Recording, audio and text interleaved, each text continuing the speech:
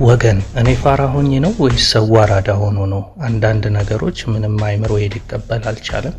ብለው ባዶ ራቁታቸውን ወጡ። በጣም ነው ማዝነው። እንደዚህ አይነት ኮንፊደንስ ከተባለ ባናተ ይውጣ። ያመቱ ስትመጣ ማለት ነው የሆነ ሰይጣን የሚጋልባት ፈረስ ነው የምትመስለው።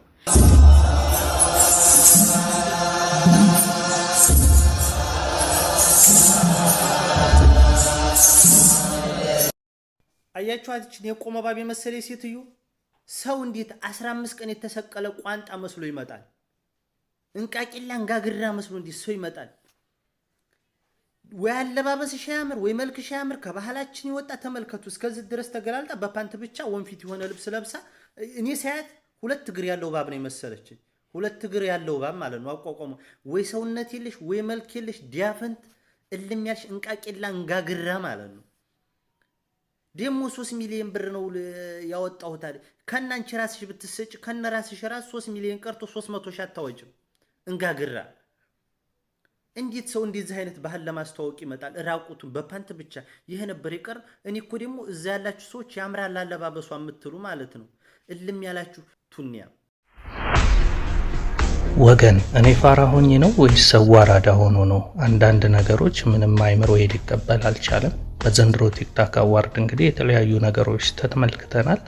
እዚህ ጋር የምትመለከቷት ኤቫ ትባላለች እና አለባበሷን ተመልከቱት። አፍረተ ስጋዋን ለመሸፈን ብቻ ፓንት አርጋለች። ከዛ ውጪ ከላይ እንደምታዩት ራቁቷን ጡት ማስያዣ እንኳን አላረገችም፣ ከስርም እንደዛው። ታዲያ ይሄ እርድና ነው የምትሉኝ ወይም አራድነት ነው የምትሉኝ ወይስ ምንድነው? እንግዲህ እኔ እንደነዚህ አይነት አለባበስ የሚለብሱ ሰዎች እነማን እንደሆኑ ይታወቃሉ። ስለዚህ ይሄንን አለባበስ እንደ ፋሽን አይደለም የማየው እውነት ለመናገር፣ ምክንያቱም ከባህል ከወግ በብዙ መንገድ የራቀ ነው። በዛ ላይ ደግሞ እንዲህ አይነት ፋሽን ለኔ ፋሽን ነው ብትሉኝ እንደው 10,000 ጊዜ ፋራ ሆኜ ልቅር እንጂ ይሄንን ፋሽን ነው ብዬ ለመቀበል በጣም ይከብደኛል። በእለቱ የታዩ ሌሎችንም አለባበሶች ሳሳያችሁ ይሄንን እንደ ፋሽን ብቻ ነው ብላችሁ እናንተም እንደማታስቡ ተስፋ አደርጋለሁ። እስኪ ሌላኛውንም ልጅ እንመልከተው። ይሄ ደግሞ ጆሲ ይባላል። እንደምትመለከቱት የለበሰው ቀይ በቀይ ነው።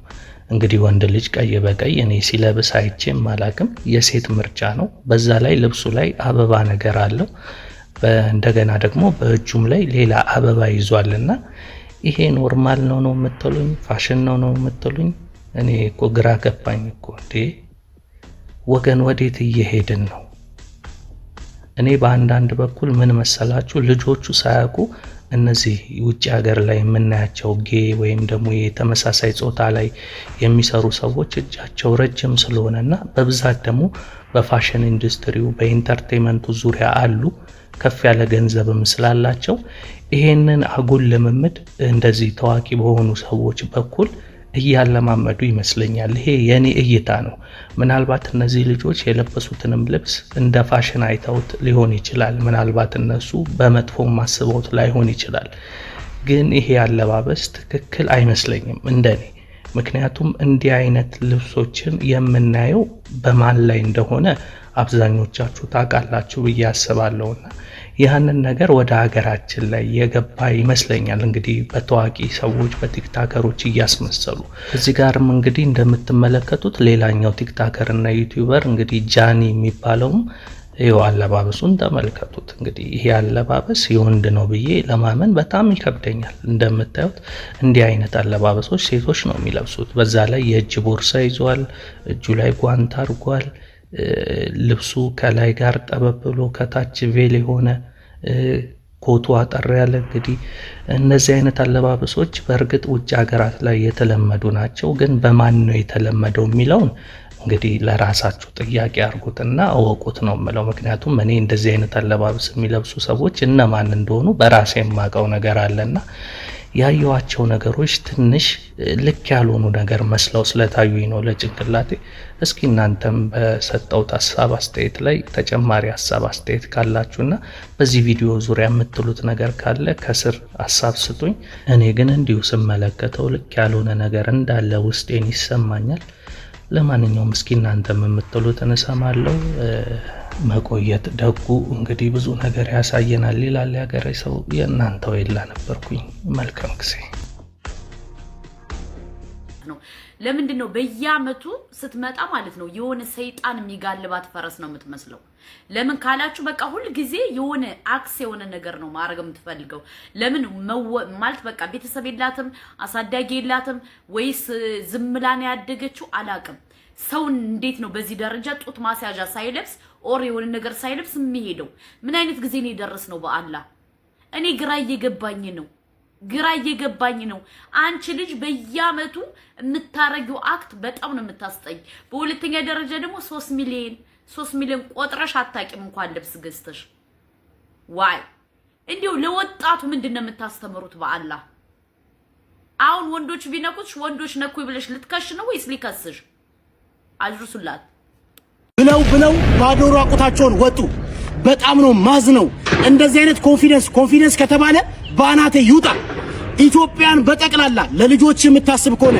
ለትውልድ የምታስብ ከሆነ እንደዚህ አይነት ጋጦት ሰዎችን በአጭሩ ማንቃወም ከሆነ ነገ ዋጋ ያስከፍለናል እንደዚህች አይነት እርቃኗን የወጣች ሴት ነገ በፓንትና በጡት ማስያዣ መውጣታቸው ስለማይቀር ዛሬ ላይ በአጭሩ እንቅጫቸውላለሁ ኢትዮ ቲክቶክ አዋርድ የምትባል ድርጅት እጅግ አሳፋሪ ድርጅት ነው ቴሌቪዥን ላይ ህፃናት እንደሚመለከቱት እያወቅ እንደዚህ አይነት ጋጦት ሰዎችን በቴሌቪዥን ማቀረብ ልትከሰስ ልትቀጣ ይገባል ሌባ የዚያች ልጅ መሀይም በቅሎ አባሯት ይችን የሌባ ልጅ